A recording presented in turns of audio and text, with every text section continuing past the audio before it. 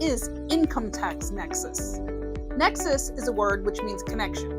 In the realm of income tax, nexus refers to the concept that a business will owe income tax to a state if it has sufficient connection to that state.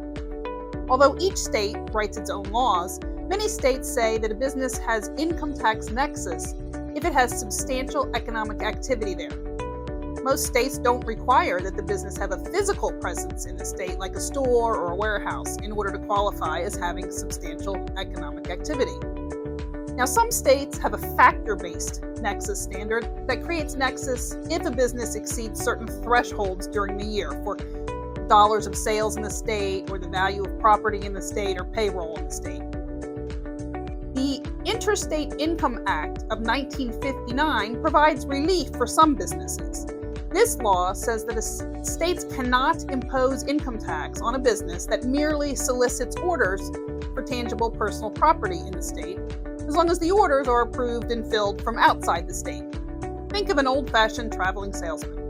If I make a product at a manufacturing facility in New Jersey, but I send a salesman to Chicago to speak to potential customers, that alone does not create nexus in Illinois for me.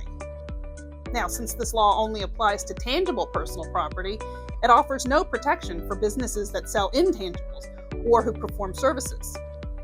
Also, since this federal law was enacted long before the existence of the internet, the Multi-State Tax Commission has written opinions that this Interstate Income Act doesn't even protect businesses who conduct transactions through their websites.